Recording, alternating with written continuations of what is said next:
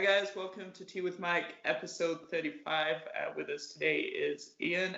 So today's tea fact is Lipton Tea Factory in Jebel Ali in Dubai produces 5 billion, yes, billion, tea bags a year, and that comes from teahal.com. So welcome to the show, Ian. Thanks for having us on, Mike. Pleasure to be here today, having a nice cup of tea, a wee brew with you. Excellent. What are you drinking today? I thought it was Scottish Blend I had in the cupboard, but no, it's Tesco's Finest Stockwell, so Tesco's own brand tea bags. Generally speaking, I do normally have a coffee. In the last 2 years, I've shifted more to a coffee kind of hot drinks beverage diet, usually a mocha. But no, certainly a wee cup of tea, because for me at the moment, it's 9 o'clock over there, it's 4 o'clock in the afternoon here, so it's not the type of day that you sit drinking coffee. And what's the weather like today in Scotland? Cold. I mean, I know it's been cold in America. I know that you're in Canada, so it's even colder there. But it's we get a different cold, so it goes down to like 1 degree, 3 degrees. But because of the kind of moisture that comes off the Atlantic, as you might remember from your days, it's just it's a proper to the bone chill. So yeah, it's definitely coming into winter. Awesome. So do you want to start today's episode by telling the audience that will be watching this at a later date about you? So I'm a 31-year-old divorced, dad of 2, wannabe entrepreneur, want to be happy type guy. I've spent the last couple of years trying new things, putting myself out there, going into new environments, trying different work situations, trying different, meeting new different people, engaging with a lot of people online on social media, especially because it's a very big world, but a very small world nowadays. You have the ability to communicate with people from all different walks of life, backgrounds, and at the moment in my life, I'm just very much what a lot of people tend to do is they follow a set path in life, from their 20s to 30s, they go down the education route, they find a job, they build in their career, then in their 30s, they look to settle down, start a family. I started that when I was 19. I had my first kids, got married, bought the house at 20, got married at 21, got divorced or separated at 28, and I got to my 29th year, and I thought, I want to have a fun year. I want to do something different. I wanted to do what I'd done when I was 19. So first thing I went and done was a ski season in the Austrian Alps. Oh, that's cool. It was bizarre. It was, eye-opening to live in another part of the world, as you've done yourself. It's you go somewhere else, you learn a new culture. So often it's a different language. So the petty français, I know in Canada there's a lot of French speakers as well. Yes, correct. But nein was sprachen with Deutsche, so my German's absolutely terrible, and there was Italians, and it's good. Europe is a phenomenal continent. You've got so many different cultures, languages, all kind of blended in together. So yeah, I felt really, really privileged to have that opportunity to get out of my bubble and go and see other parts of the world, how other things worked, how other experiences had, and that's kind of left me to starting my own plans of beginning my own business and very much following that journey of self-learning, self-discovery, self-awareness. Awesome, man. So when you were in Austria, do you ski? I skied for a day. First time I was ever on a mountain when I was 16, I was on a set of skis. And if you ever ski, the first thing they teach you is you've got chips pizza. So if you want to slow down, you go to pizza, right? What I didn't realise, if you're going really fast, because I just got quite confident, I was like, this is great, right? So I was going really fast. I went, right, need to slow down now. So I went to the pizza when I should have done a parallel. So the pizza very, very much became like that. My legs went akimbo. I done the splits. I ended up hitting a rock in the groin. Swore never to put on a set of skis again. So I have a similar story. So I went skiing just the once. Like we had an instructor. It was just a super little like slope and stuff, little pool thing to pull you up to the top and stuff. So my sister and my dad, they were fairly good at it. My sister especially, she's quite athletic and stuff. On the other hand, I have terrible hand-eye coordination and balance, which are two critical things for winter sports and skiing. So I'm going up, and I'm almost like I'm kind of drunk. I'm stumbling around, kind of getting there, going this way. Then the instructor, because they're teaching, right, they're like, stop. So I do something similar to what you do. Totally it does not work, does it? It's not as easy as it looks. So I start losing my balance. I overshoot. I nearly take out my sister. I end up in like the orange netting off to the side, literally, and like it almost like the splits, which is fairly comfortable. And I'm like, I don't think this is for me. I mean, what I did take away from the experience of that first time up in a ski town in Scotland called Lech was I love being in the mountains. The views, the freedom, it's just a spectacular environment. So I moved on to a snowboard because ultimately my thinking is your feet are planked onto one piece. You can't go akimbo, you can't do the splits. Yeah. So yeah, since that I've obviously it's just been I've done a lot of my snowboarding through my schooling years. Went obviously to America a couple of times. Went to pretty much every ski resort in Scotland as well. All the way kind of through my adult life, just weekends away, like doing a drive up. We're quite lucky here in Scotland. The mountains are quite accessible from Glasgow within 2.5 to 3 hours drive usually. Oh, that's pretty good. Yeah. It's very much weather dependent though, so I would definitely not recommend anyone book a ski holiday to Scotland because you do not know if the road's going to be open, if the snow's going to be there, if it's going to be storm bound. It's just you've got to go. Right, I've got 48 hours. Can I go? Yes, let's do it. Europe, on the other hand, it's very different. It's very different. French Alps, guaranteed. Alps, yeah. So and that was brilliant. Just to I was working as a chalet driver, which I would describe as being the second coolest job on the mountains behind a ski instructor, because you got to know everybody and meet everyone. And that's awesome. Yeah. So it was really unique. And the chalet house had won best chalet in Austria for 3 years in the trot for the year that I'd been there. So it was a place where the other half lived. It was spectacular. So just to experience that lifestyle and just get a chance to meet some of the CEOs of big massive companies and just have that conversation with them about how they. And I think that's the thing I would take away. If you're going to take away anything from this conversation today, have a chat. Just send an email, pick up the phone, drop a text. Make that connection. Speak to the people that have done it, lived it. They appreciate it. They want to share their story. They want to share their journey. And yeah, the insight you can get off the back of that is absolutely mind blowing. Some of the conversations you have. So you just met them because they were on vacation, like chill. At first, yeah, because I very much, as I said, when I was 29 was supposed to be the fun year, and then from 30, settle down, go serious. So yeah, but that was the age of 29. I'd done 2 movies that year, done the season in the Alps. I went back to being because I was thinking when I was happiest at work as well, I was being in a bar work when I was younger.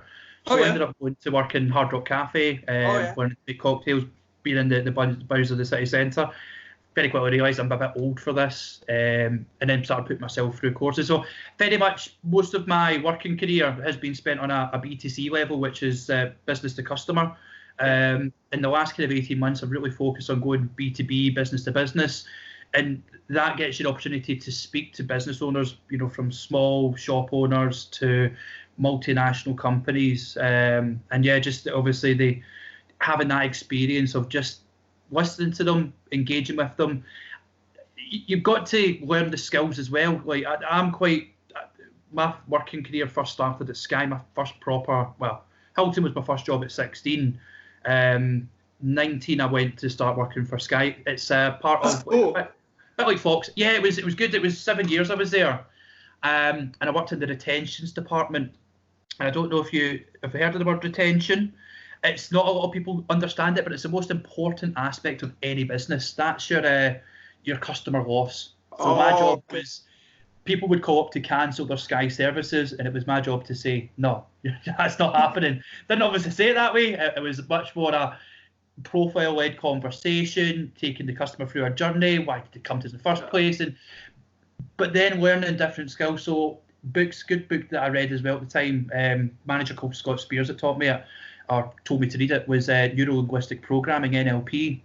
And it just gives you, it's very much, if you've heard of Darren Brown, the illusionist from the UK, he's got a couple of Netflix shows on, and that's very much the principle he follows, which is planting a seed, leading a conversation, making someone think they've come to the decision themselves, but in actual fact you've led them there. So very much like, for example, the way you started the show today, Mike, you know, it was like I would have a coffee, but it's tea with Mike, so it's got to be a cup of tea. Do you know what I mean?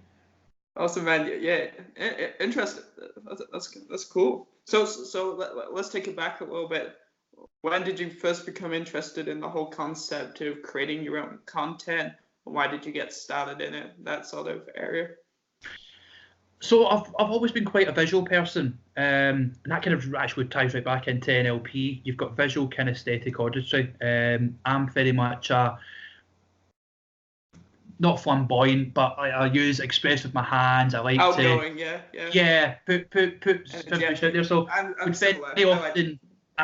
So I'd often take videos, and especially when I was going through just the whole way through my life, I've taken videos at random moments and saved them. And I think it's always like it's the modern era of having a diary. You know, taking sitting in front of your camera, having a wee conversation.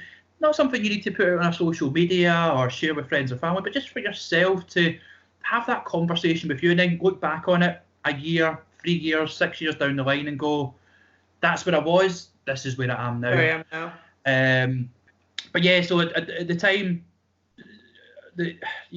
taking videos on the snowboard, I sent you a video. If you want to edit that in at some point in this bit of the conversation, would be brilliant. Got to give a shout out. Let me get the actual page details up here on my phone. That's good. Because it was a video that I'd taken nearly 3 years ago. But it was. Was it the one that you sent me? It's the one I sent you. It was Social Media PA, Aroba, that put that together for us. And it's just a beautiful edit, and it kind of explains. And that's sort of, I've had these videos on my phone. I've shared them on my Facebooks and places before, but that's the first time I've had something like processed and put together and packaged really nice. And I was cheering watching it. I was like, I remember that. I was there. It was great. So videos like that on a mountain, brilliant. Since I got back to Scotland, one of the things that I have been extremely passionate about is Scottish independence. Now, I'm Scottish, you're English. My grumbles are not with the English, it's with Westminster, it's with the political systems, it's Scotland and England that I've discovered in my upbringing, they've become very separate countries. So I'm a member of the Scottish National Party. I signed up for my membership actually on the 19th of September 2014. Which was the day after the independence referendum that we lost. I felt I had to do that because they were going to be the party that were going to speak for Scotland. We were going to, and listen, at that point it was very much, I was the ideology of, right, let's make the best of this. Let's keep. Oh, for sure, yeah. Yeah. Then 18 months later we had that wee thing called Brexit, which we're still dealing with, and it hasn't been sorted out. So it's and in that time we've had Tory-led austerity, we've got all sorts of social injustices happening across, the wrong people getting blamed as well for it. So I've been very, especially the last 18 months, been more proactive on promoting the agenda of Scottish independence, working with a few different Facebook groups, putting together a panel show where we talk about Scottish politics, and we try to bring in all sides of the argument, conversation, and just allow the people to have that space to talk about it, because it's and have a debate and hear all sides of the perspective. Of course, yeah, because this is for sure. Part of life is there's three things you should ever talk about in the UK: religion, football, and politics. And we end up usually touching all three. We maybe stay away from religion on the shows. But no, it's you've got to. Everything you see online, even to the extent this video that you'll see now will be edited, it will then be concepted, it will then be put out in a way that suits the creator. It's very much the same with anything that comes from BBC or CNN or Fox News. It's not fake news, it's processed news. So I'm very much the ideology of taking as much information as you can, listen to the people, listen to the arguments, listen to the conversations, And yeah, so one of the things I love doing especially is I've been going out doing the independence marches. The first ever time I was politically active was to go out again and walk against the Iraq War of 2002. And I remember walking out of the school at the time and walking down to the council offices to protest. And at the start of the protest, half the school walked out into the bus car park. And of that, half then started walking to the council offices, and maybe 50 of us made it to the council offices by the time people didn't want to continue it and all that. So that was my first ever time being politically active. Done my first independence march in Glasgow just over 18 months ago, and I just took my phone out and started recording it, and a lot of people were watching, engaging with it. Very much 90% on the pro. Yeah, this is great for Scotland.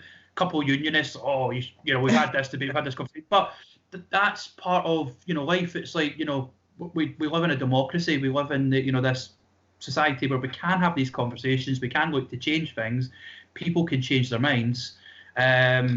So Scottish independence, so much as I think it's now on the agenda, and it's nothing to do with what I've been doing video wise. I don't want to say I've led the Scotland to independence. I think the Tories have done a much better job of that with the way the politics have gone. But yeah, it's just if you find a niche that you're good at with content creating, if you want to, and it's very much the Gary Vee mantra, content, yeah. Consistency.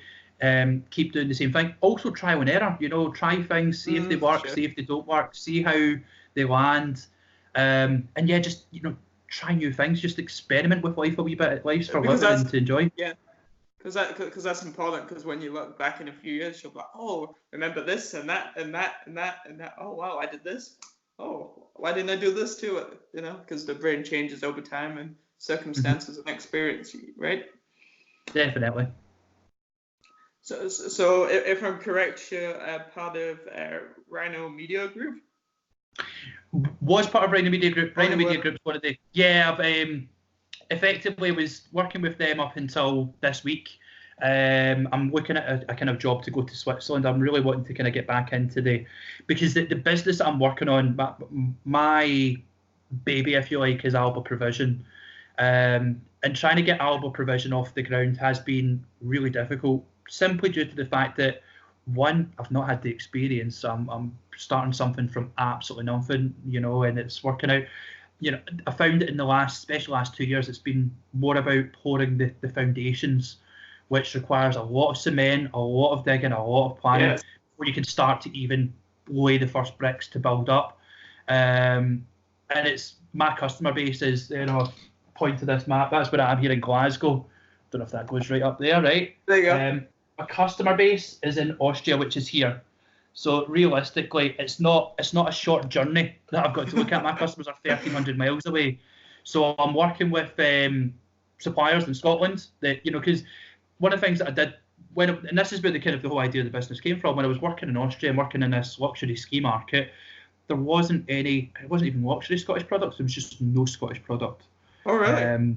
Because Scotland has very quality, like whiskey and all. Whiskey, salmon, gin. There's then a whole range of other things from shellfish. There's a company called the Wee Tea Company that make really bespoke teas that are made and produced in Scotland. Some of them are grown in Scotland. Some of them are plants grown in other part of the world and then brought to Scotland for processing. So yeah, there's all sorts of wonderful. Our food and drink sector is phenomenal here. And yeah, certainly in Austria it was all Norwegian salmon. And Scotland is a much higher quality product. So.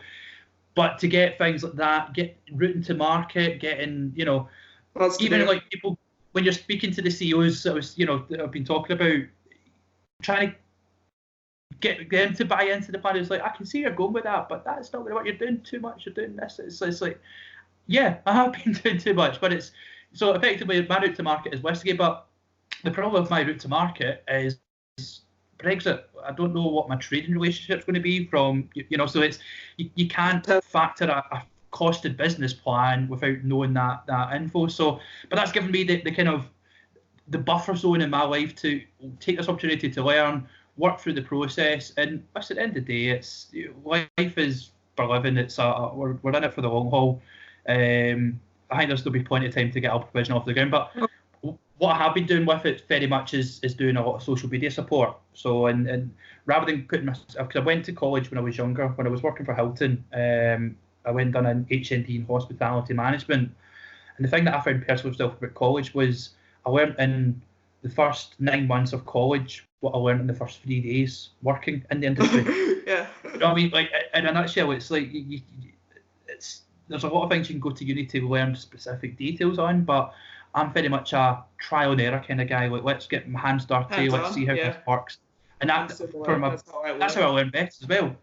So for me, education, I thought about going back into university, because one of the things we have in Scotland is a free university opportunities. Yes. So you can go and you can study without the fear of the actual burden of it.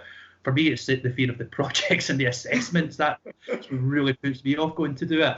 Because I'd rather just spend the time getting my hands dirty and trying things and seeing how it works out. So it's one of these things that you've got to set out a plan, do a list, work out where you want to be. I've got a 10-year goal, a 20-year goal, and at the moment I'm very much, I would say I'm probably about 18 months behind in my 3-year target goal, but that's to be expected. It's the way it goes sometimes, right?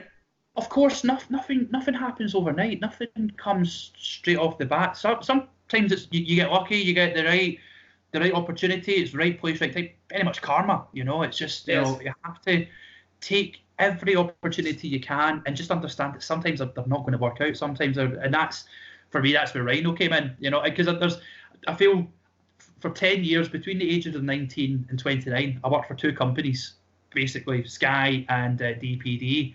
Yeah. And then since then, I've been like 12 different workplaces. But it's just been because I've never been sacked from a job. But I've went out and went, no, I'm not interested in that. I don't want to do it. I tell you what, actually, I was sacked from DPD one time because what I'd done was I left a parcel in the cab of my van and I didn't lock the cab and the parcel got lifted. So I phoned up the depot, explained what happened, went back to the depot, called the police, made a police report, police took a statement, got told when I got back to the depot that, listen, we're trying to sort it out, but what you'll have to do is don't come in first thing in the morning, we'll let you know what's happening.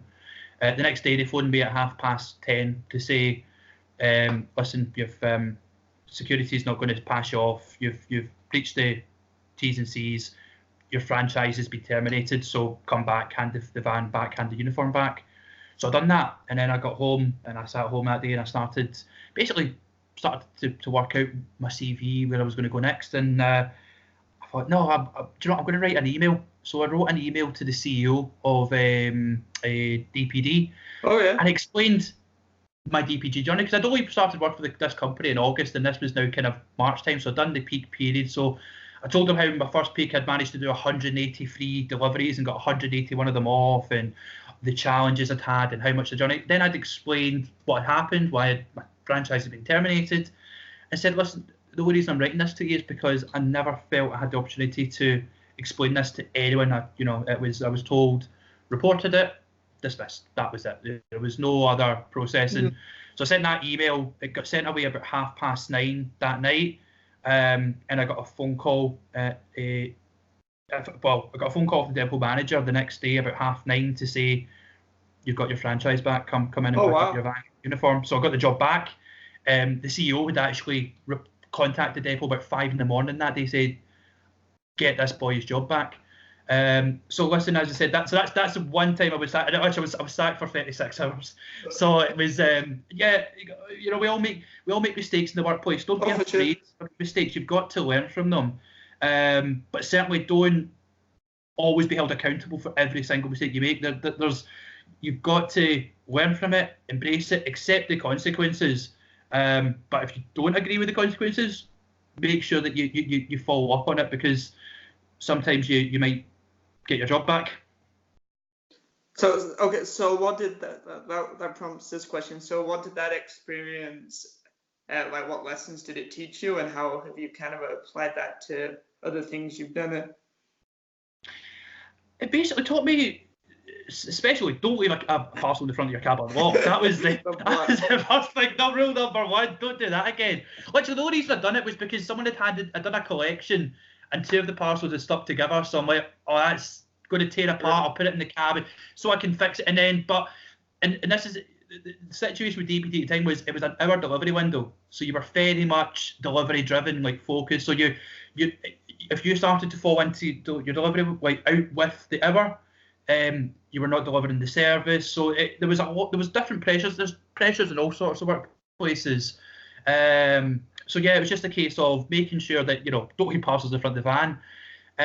But no, that was probably my first ever time like properly speaking to a CEO at the CEO level, and that was like getting a response like that was like, wow, that's what I've learned from that is the people that run businesses and the CEOs they're human beings. They buy from people, they listen to people.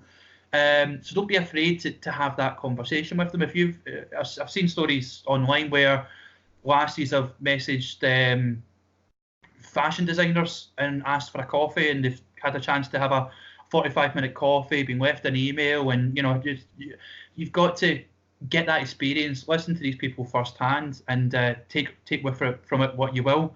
But no, they're interesting. They're an interesting breed of people, business owners and CEOs, because they have so many burdens on top of them that you would never comprehend.